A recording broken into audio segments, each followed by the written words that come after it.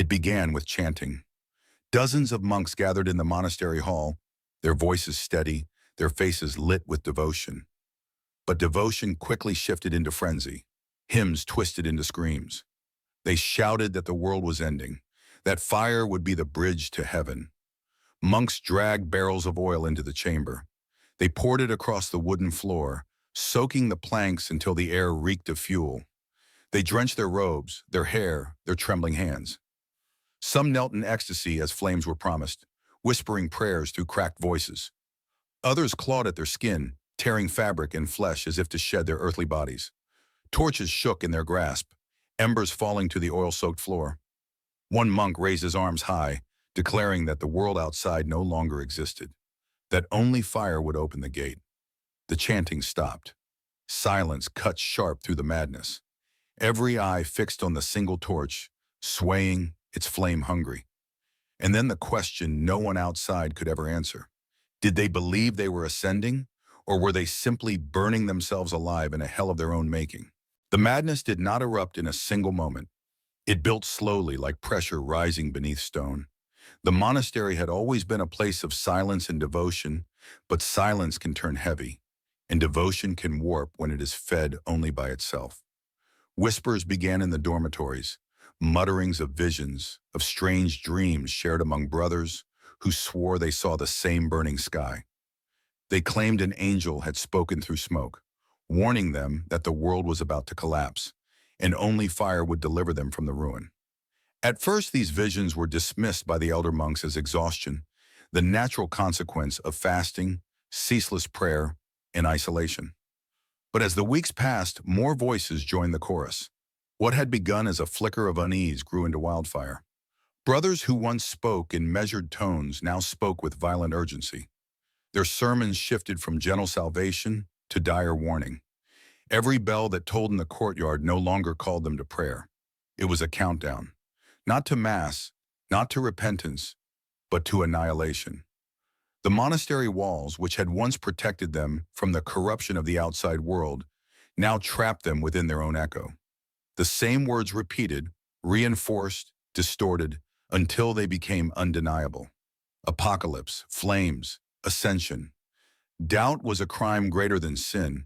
To resist the tide of belief was to risk exile, to risk eternal damnation. And so the hesitant fell silent, their unease swallowed beneath the roar of zeal. The daily rhythms twisted, meals were abandoned. Sleep became rare. They huddled in corners by torchlight, retelling visions, each time more vivid than the last. One monk swore he saw the Virgin's veil ignited, blazing with holy fire. Another claimed he felt hands dragging him upward from his bed, urging him to surrender to flame. Each vision was repeated, amplified, folded into doctrine until none could remember where it began or who had first spoken it.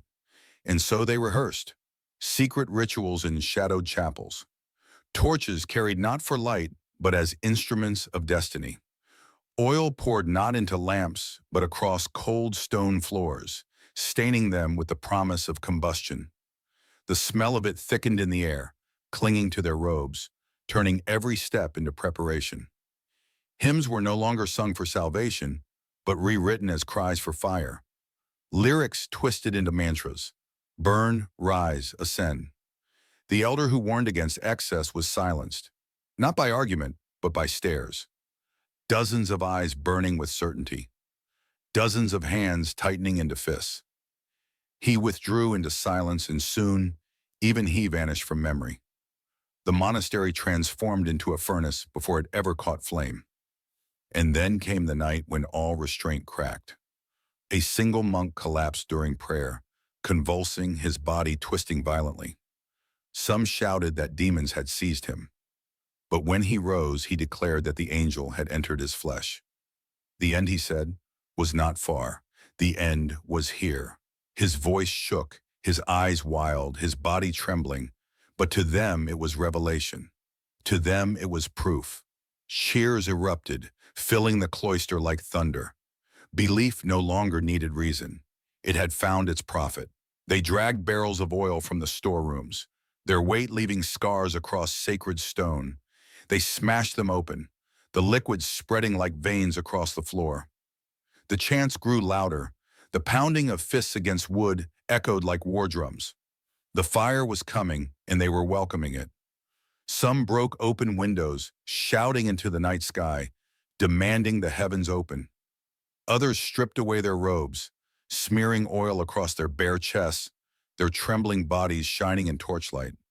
One wept with joy as oil dripped down his face, declaring that he could already feel the heat of heaven's fire upon his skin. This was no longer prayer. This was frenzy.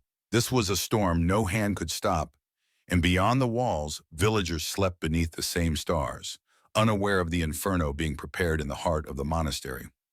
By the time they smelled smoke, it would already be too late. The question would remain forever unanswered. What force had twisted holy men into this pact of fire? Faith, madness, or something darker that fed on both? The night of fire began with a single cry. It split the monastery's silence like a blade, and within moments the great hall erupted into chaos. Dozens of monks stood together, oil dripping from their robes, their skins shining like wax before a flame. Torches blazed in trembling hands, shadows leaping across vaulted ceilings. They screamed that the end had come, that angels were waiting just beyond the inferno, their voices crashing together in a frenzy that shook the very walls. The floorboards, soaked for days in oil, glistened as embers threatened to fall. The air itself seemed combustible, every breath a poison, every inhalation a spark waiting to ignite. One monk hurled his torch against the altar, flame bursting across the cloth like a wound torn open. Others followed, striking fire to wooden beams as though tearing open heaven's gates. The great crucifix caught alight, the figure of Christ swallowed by fire, his face flickering between agony and silence as shadows twisted his expression into something monstrous. What should have been terror became ecstasy. They sang louder as fire climbed higher, their voices cracking into shrieks of joy. Some hurled themselves directly into the blaze, arms outstretched, mouths open as though inhaling the flames. Others trembled, convulsed, but still stepped forward, pushed by brothers who believed hesitation was betrayal. The oil spread faster than their chants. Flames leapt from robe to robe, flesh igniting with horrifying speed. The hall became an oven of screams, and yet not all followed willingly. In the chaos, a few monks faltered.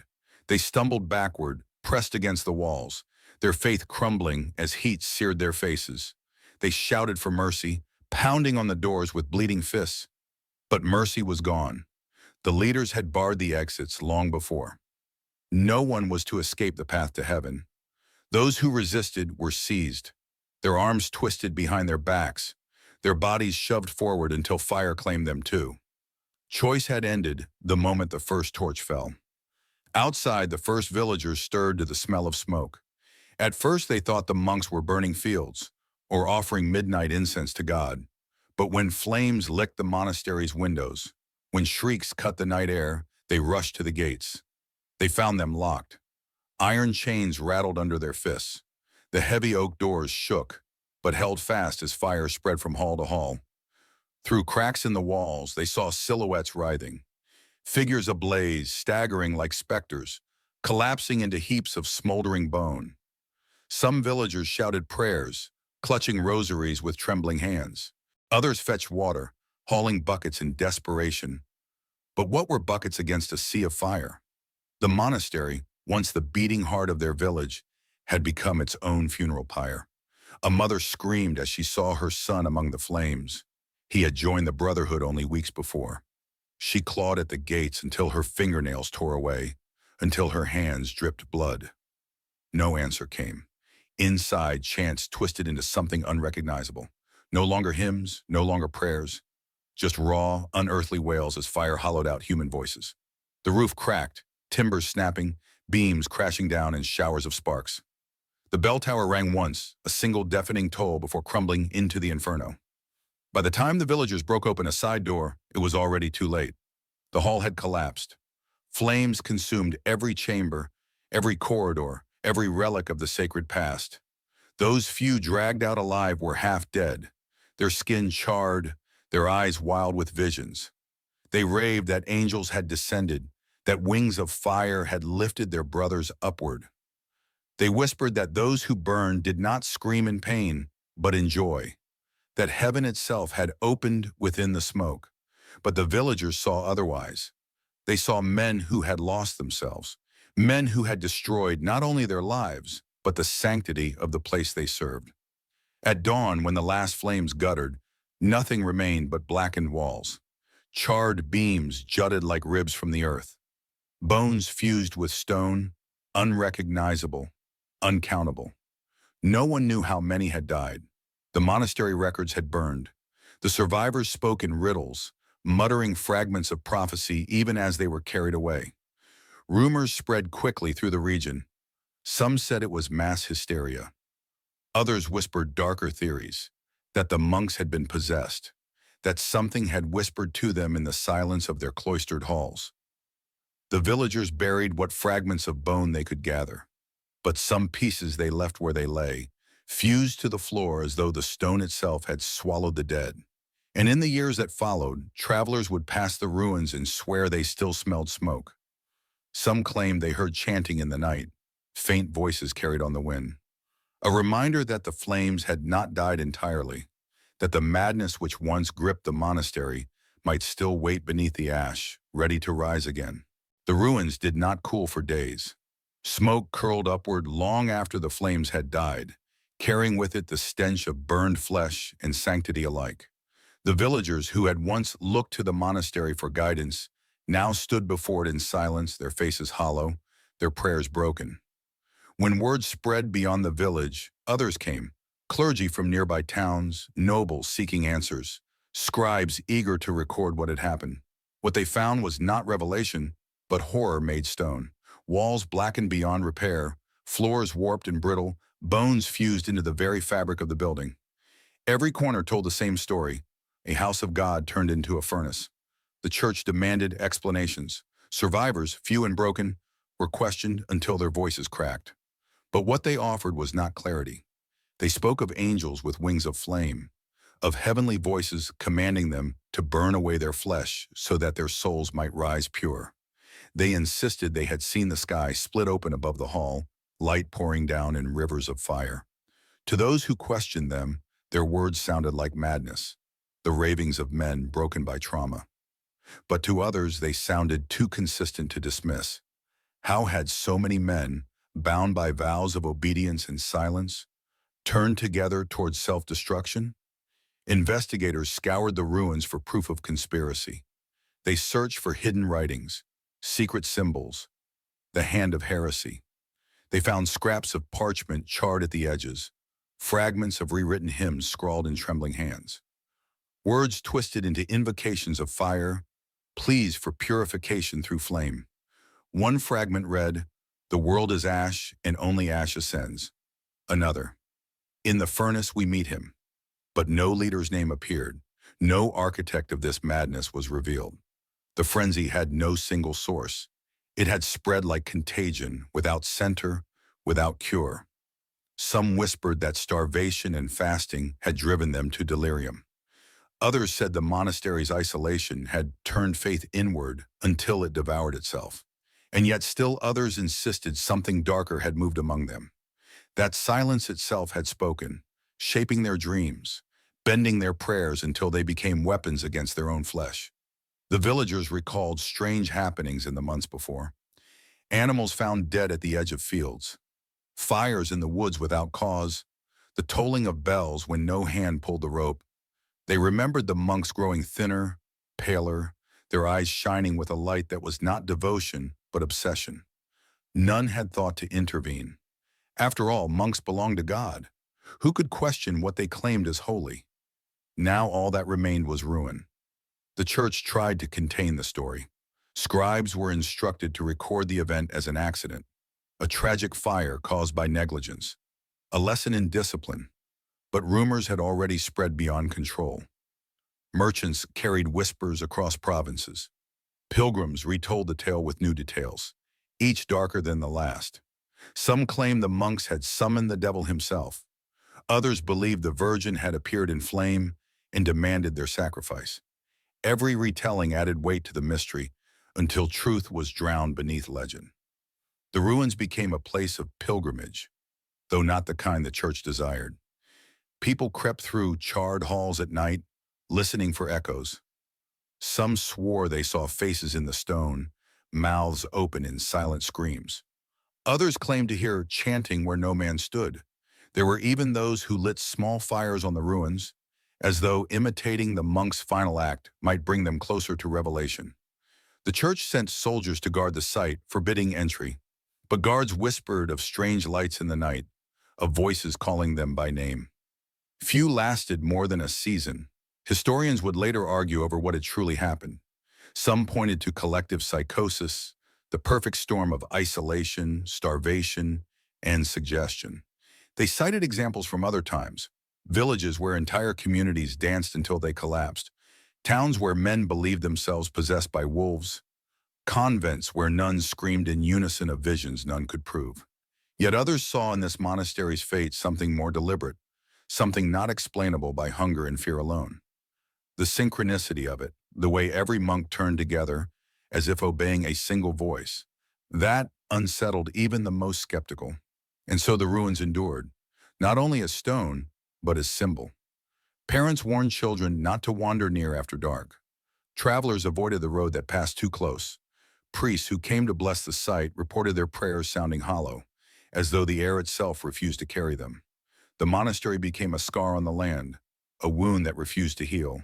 Survivors, those few who did not burn, never returned to normal life. Some wandered villages in rags, muttering verses of fire until they collapsed from hunger. Others shut themselves in caves, carving symbols into stone until their fingers bled. One was said to have burned out his own eyes, claiming he had seen too much. Another starved himself to death, refusing food because he believed bread itself was cursed with ash. Generations later, their stories would still linger. Grandchildren of villagers spoke of ancestors who woke screaming at night, swearing they heard chanting in dreams.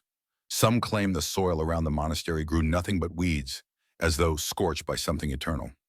Others insisted crops there grew too fast, too tall, as if nourished by ashes buried beneath. The church debated erasing the site entirely, leveling the ruins and building anew, but every attempt was abandoned. Workers refused to enter the grounds after sunset. Horses balked at pulling carts of stone. Tools broke in inexplicable ways. So the ruins were left to rot, slowly reclaimed by ivy and moss, but never forgotten. For centuries, travelers would pass by and whisper, warning each other not to stop too long. Some claimed that if one lingered at the gates at midnight, the air grew heavy, as though smoke still clung to it. Others swore they saw shadows moving among the blackened walls, figures in robes, faces burned away, still chanting hymns that no longer belonged to God. And the question remained, the one no one dared to ask openly. Had the monks chosen their fate in madness, or had something chosen it for them? The church, faced with the spreading tale, found itself cornered. To admit that holy men had succumbed to madness was to admit weakness. To admit that they had been touched by something unholy was worse.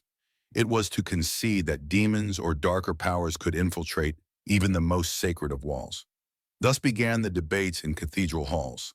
Some bishops insisted the monks were guilty of heresy, that they had turned to forbidden visions and been consumed by the devil's fire.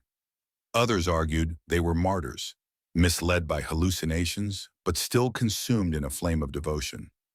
A smaller, quieter voice suggested neither was true, that perhaps something older than devil or saint had spoken in the silence. No consensus was ever reached. The ruins remained untouched, because no one could agree whether to sanctify or condemn them. Theologians wrote treatises that circled endlessly, speaking of divine wrath, of human weakness, of the dangers of solitude. Yet beneath all their words lingered unease. If it could happen once, it could happen again. And how would the church defend itself then? Among the people, the story took on a life of its own. Mothers frightened children with tales of the burning monks, warning them not to play with fire, lest the same madness seize them. Folk songs emerged, grim ballads of voices crying in flame, sung in low tones at village gatherings. In some regions, effigies were burned on the anniversary of the fire, not in remembrance, but in fear, as though sacrifice might keep the spirits quiet for another year. Travelers reported entire families who claimed descent from the survivors refused to enter churches, convinced that the curse of the monastery followed them still. Some whispered that those bloodlines carried a spark of the same madness, waiting to ignite. Centuries later, scholars would revisit the event with new tools. Psychologists spoke of collective hallucination, anthropologists of ritual extremity, historians of famine and disease. But none of their explanations could erase the raw fact. An entire community of men had, in one night, chosen to become their own fire. And for all their analysis, one detail remained impossible to categorize. The survivors who swore that, in the heart of the fire, they had not seen death at all. They had seen light. Not the flicker of torches, not the blaze of timber, but a radiance that filled the sky, pulling their brothers upward, leaving behind only husks of ash. Were they deluded, or had they glimpsed something that reason itself refuses to name? The ruins still stand as partial walls, moss devouring stone. Yet even now travelers claim strange sensations when they enter.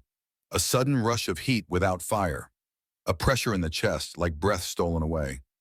Voices rising faintly only to vanish as quickly as they appear. And so the monastery's story endured, not merely as history but as warning. A warning of faith pushed past reason. A warning of silence that twists into voices. A warning that perhaps beneath the calm surface of devotion, something waits in every monastery, every church, every place where men gather and listen too closely to the echoes of their own prayers. For years after the fire, the ruins of the monastery became a place of dread and fascination. Children were warned never to wander too close, but the warnings only sharpened their curiosity.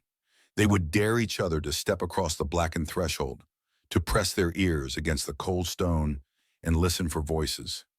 Some swore they heard chanting, muffled, as though the fire had not silenced the monks but trapped them in eternal prayer. Others claimed the stones themselves breathed heat, as if the fire beneath still lived, waiting. The villagers who had once looked to the monastery as their guide could no longer speak its name without shuddering. Weddings, baptisms, blessings, all felt incomplete without the presence of the monks, and yet none dared to rebuild. The church sent emissaries to sanctify the ground, sprinkling holy water, chanting psalms. But the moment the rituals ended, birds fell silent, and the smell of smoke returned. One priest, after blessing the ruins, swore he heard his own name whispered from within the charred stones. He refused to return, resigning from his post in shame and terror. Travelers who stayed near the village repeated strange tales. Horses refused to graze near the hill. Fires set in nearby cottages sometimes refused to light at all, as though flame itself was drawn only to the monastery. A black stain remained on the earth where the great hall had stood, a scar no rain could wash away. Survivors of the fire, those few monks who had escaped by accident or chance, wandered like ghosts. Their minds were fractured, their words fragmented. One wandered from village to village, repeating only a single phrase: "Ash is the only prayer." Another scratched crosses into doors, each marked with burn scars where he had pressed his own hands until flesh seared. Many died alone, starving, muttering of visions. Their bodies were buried hastily, villagers fearing the earth itself might reject them. Legends grew from their madness. Some claim one survivor had foretold disasters in nearby towns, the collapse of a bridge, the sudden fire that consumed a barn. When these events came true, people whispered that perhaps the monks had not been mad, but touched by something that revealed too much. Yet if it was revelation, it had demanded a price too great to bear. Historians who visited decades later found villagers unwilling to speak. They would gesture toward the ruins, their mouths tightening, their eyes darting as though even words might awaken what still lingered there. In records smuggled from the archives, scribes wrote of church officials divided over the site. Some pushed to build anew, to erase the past with fresh stone and prayer. Others argued it should remain untouched, a reminder of what happens when faith curdles into madness. In the end, inaction prevailed. The ruins stood year after year, century after century, as both warning and temptation. Secret pilgrims still came, slipping past guards, kneeling in the blackened dust. Some left offerings of candles, letting them burn until wax melted into cracks. Others brought wood and oil, imitating the monk's final act in miniature, convinced that even ashes could still grant blessing. Stories spread of those who lingered too long. A shepherd who slept within the walls was found days later, alive but unable to speak, his eyes staring endlessly at something no one else could see. A traveling merchant returned from the ruins and refused ever to touch fire again, living the rest of his life in darkness. The monastery passed from history into myth. Some called it the place where angels burned men alive to test their purity. Others swore it was a gate to hell, sealed but never destroyed. And for those who passed too near, the memory of the fire still seemed to cling, as if the past refused to die, insisting that what happened once could happen again. Time did not erase the monastery's shadow. If anything, the passing centuries only sharpened it. Each generation inherited the story, reshaped by fear and imagination, until the line between fact and legend blurred beyond repair.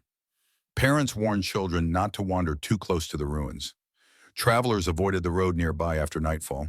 Even shepherds chose longer paths, unwilling to let their flocks graze where smoke was said to rise on windless nights. The land itself seemed tainted, claimed by the memory of fire. Grass grew sparse near the foundations, while thorn and nettle thrived. Some villagers claimed the soil hissed when rain fell upon it, as if still remembering the heat. For scholars, the site became a puzzle without solution. Chroniclers described it in whispers, their manuscripts filled with contradictions. Some called it hysteria, others divine punishment. A few, braver than most, suggested it was proof of a force that could twist human faith until it bent toward its own destruction. But for the villagers, the ruins were not an idea to debate. They were a presence. Strange events continued to be reported. Pilgrims who crept too close claimed to hear dozens of voices chanting in unison. Travelers swore they saw figures standing among the collapsed walls, robed and motionless, watching without eyes. Fires in nearby towns often sparked rumors that someone had brought ash from the monastery, spreading its curse. Every unexplained blaze was blamed on the ghosts of the monks. The church did what it could to bury the story. Official accounts were rewritten, softened, explained away. The monks had erred in ritual. A lamp had overturned. The fire was tragic, yes, but nothing more. Yet every attempt to silence the tale only made the whispers louder. People trusted what they felt, not what they were told. And what they felt near the ruins was not memory, it was presence. The surviving documents painted a chilling picture of how quickly devotion had unraveled into frenzy. Lines of hymns rewritten into cries for fire, sermons marked with frantic marginalia. Burn, rise, ascend. The handwriting, once steady and clear, grew jagged near the end, as though even ink carried the tremor of fear and ecstasy. Some researchers who examined these fragments centuries later remarked that reading them induced unease, even nightmares. One historian confessed in a private letter that he awoke at night convinced he smelled smoke, though he had never been near the ruins. Another burned his notes entirely, refusing to speak of what he had seen in the texts. Meanwhile, folklore turned the monastery into a moral tale. Preachers warned congregations of the danger of listening to false visions. Parents reminded children that not all prayers were safe to repeat aloud. But beneath every warning lingered fascination. For if the monks had been deceived, who or what had deceived them? Some peasants whispered that the fire was never truly extinguished, that it had passed into the blood of the survivors and their descendants, a hidden ember waiting for the right moment to rise again. Others believed the monks had not perished at all, that their souls, bound by their act, still circled the ruins, neither in heaven nor hell. Travelers told of hearing footsteps in the ruins, too many to belong to a single man, of bells ringing at night though the tower had long collapsed, and always the chanting, a rhythm without source, pulsing like the heartbeat of a thing not entirely dead. As centuries passed, the monastery's story was retold in countless forms. Sermons, songs, even painted icons that showed robed figures walking into fire with smiles on their faces. It became more than history. It became myth. And yet beneath myth, one truth refused to vanish. An entire brotherhood had chosen fire, together, without chains, without swords at their backs, and no one could ever explain why. Centuries have passed, yet the fire has never truly gone out. Not in the ruins, not in the stories, not in the minds of those who still whisper about it. What began as chanting, what ended as screams, lingers as a question too terrible to resolve. Why did they do it? What force convinced an entire brotherhood to drench themselves in oil and march willingly into fire? The church could not answer. Historians could not answer. Even the survivors, broken and burned, gave only fragments, contradictions, hints of something larger than reason. And perhaps that is why the story refuses to fade, because it is not simply history, but warning. The image of men, holy men, setting themselves alight while calling it salvation is more than tragedy. It is a mirror. It shows how belief, unchecked, can consume itself, how conviction can twist until it no longer preserves life, but annihilates it. Some say it was mass hysteria. Others insist it was divine revelation. A few whisper it was possession.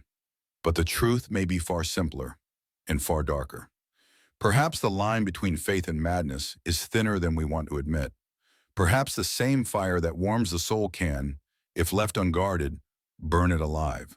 Look long enough into devotion, into isolation, into the silence of prayer that repeats itself without end. And voices may begin to speak back. Voices that do not belong to heaven, but to something else that waits in the dark. And when enough people believe at once, when doubt is silenced and certainty becomes absolute, the human mind is capable of horrors no enemy could force upon it. The monastery was not destroyed by invasion, nor by plague, nor by famine. It was destroyed from within. That is what makes it so terrifying. Because if it could happen once in a cloister of men sworn to peace and discipline, then it could happen anywhere. In any faith, in any ideology, in any place where belief outweighs doubt and certainty outweighs reason. We like to think we are safe from such madness, that we are modern, rational, enlightened. But every age believes that. Every age forgets how thin the line truly is. So when you hear the story of the monastery, do not dismiss it as distant, as irrelevant, as a nightmare of another time. See it instead as a reflection, a reminder that the same fire still waits. Not in oil or torches, but in the minds of those who can be convinced that death is not destruction, but ascension. For the monks believed they were not ending life, but stepping into eternity. They believed they were rising, not burning. And that belief, more than the flames, is what should haunt us. Because belief spreads faster than fire. And one day, when chanting twists again into screams, when certainty drowns doubt, when reason is chained and silence begins to whisper, we may find ourselves standing before the same choice, to step back or to burn. And if you think such madness belongs only to the past, ask yourself this: how many times in history have crowds given themselves to an idea so completely that they could no longer tell salvation from destruction? How many wars? How many crusades? How many revolutions began with voices chanting in unison, only to end in screams? The monastery was only one night, one act, but it revealed a truth humanity prefers to forget: that when men agree too strongly, when doubt is erased, when all look to the same flame, the fire will always come. And perhaps that is the true legacy of the monastery. Not ash, not ruin, but a reminder.